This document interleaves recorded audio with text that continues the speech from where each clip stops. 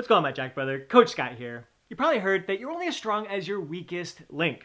In today's video, we're going to expose some of your weak links and talk about how we can improve upon them.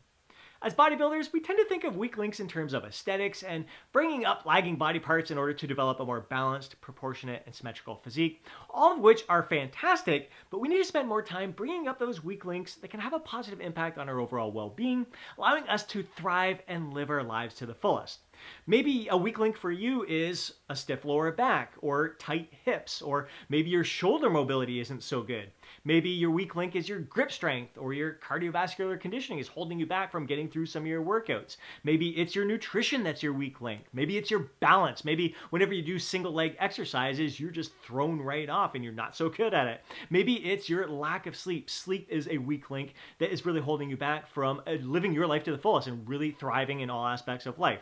As I've been mentioning in many of my recent videos, I began practicing hot yoga about 2 months ago now, and it has really exposed weak links that I was not aware of at all when it comes to my body. I went into hot yoga thinking that my weakest link was my mobility and flexibility, especially within my hips, which is definitely a big weak link that I've really been improving upon through yoga. But I had no idea that I had certain muscle weaknesses in just certain positions that I was holding there. And my balance was definitely not very good with a lot of the balancing poses. And again, that was a result of some muscle weaknesses that I've now been building upon. Some of that, when those muscle weaknesses I mentioned in a recent short, when I got into an L-sit position, my quad started cramping up. That should not happen in an L-sit position. I was well aware that my hip flexors were tight, but I had no idea that my hip flexors were weak. So I've been improving upon my hip flexor strength by doing some psoas marches using a mini band there,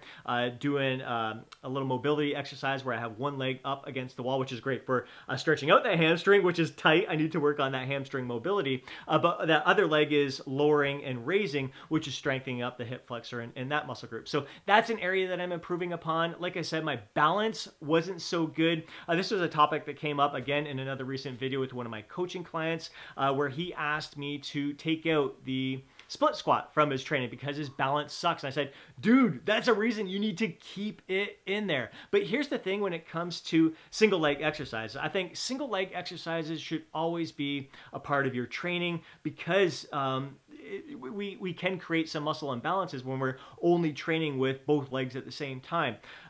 So when you're doing single leg training, it can be good to kind of help improve upon those imbalances, but it can also exaggerate that imbalance. What I mean is, for example, with my balance, especially whether it's yoga, whether it's step-ups, whether it's a single leg Romanian deadlift, especially with my right leg, in order to stay balanced during that movement, I needed to shift more of my weight towards the outer aspect of my foot and kind of shift my weight more to the right side so I can perform that movement. Well, that just only makes the outer aspect of that thigh do a lot more work and less work for the inner aspect of my thigh. So if you're going to do single leg work, you really want to make sure that you're evenly distributing the weight across the bottom of your feet and that you're trying to keep your leg straight. So yeah, it's initially going to be awkward when you're trying to get in that position. You're probably going to want to tip over because you're so used to being out of balance. So hold on to something, hold on to a wall or whatever until you train your body to work in the proper plane of motion. So if you notice that one side is weaker than the other, you're not as well balanced on one side over the other when you're doing a step up, a single leg Romanian deadlift, a split squat, or a lunge, improve upon that, not just by doing those exercises more, but doing them properly with a stronger mind-muscle connection. If it's your sleep that is sucking, what can you do to improve upon your sleep? Again, that's your weak link, is you don't have the energy to get through your workouts. Your focus isn't very good when you're trying to do some of these balancing exercises. The way to improve upon that weak link is to set a consistent sleep wake time. Get a consistent sleep wake pattern, weekdays and weekends, day in and day out. Have a great wind down time at the end of the day. If it's thoughts that if you can't shut down your brain, you got to do a brain dump before you go to get all your thoughts down on paper and have a to-do list for the next day so you know you're planned in advance. So those thoughts aren't going to interrupt your sleep. If it's your cardiovascular conditioning that's holding you back, maybe you're doing some high rep squats. You're like, oh my God, it's not my legs. My legs can do more. It's my lungs. I'm just gassed. What can you do to improve upon your cardiovascular conditioning? Maybe it's just you're noticing exhausted, gassed, just going up a flight of stairs, do the stair climber. To work in some certain exercises that can challenge your cardiovascular conditioning and improve upon that. Shoulder mobility. Again, I had a short recently talking about dead hangs. A lot of people like just avoiding dumbbell shoulder presses and certain exercises, even lateral raises, because it causes them discomfort in the shoulder joint, rather than working on the weakness there, which is maybe a shoulder impingement there. So doing some dead hangs on a daily basis, as I mentioned in the short, I'll link to it down below, like 30 seconds on, 60 seconds off for a total of 10 to 15 minutes, or just try to hang for as long as you can and improve upon that on a daily basis.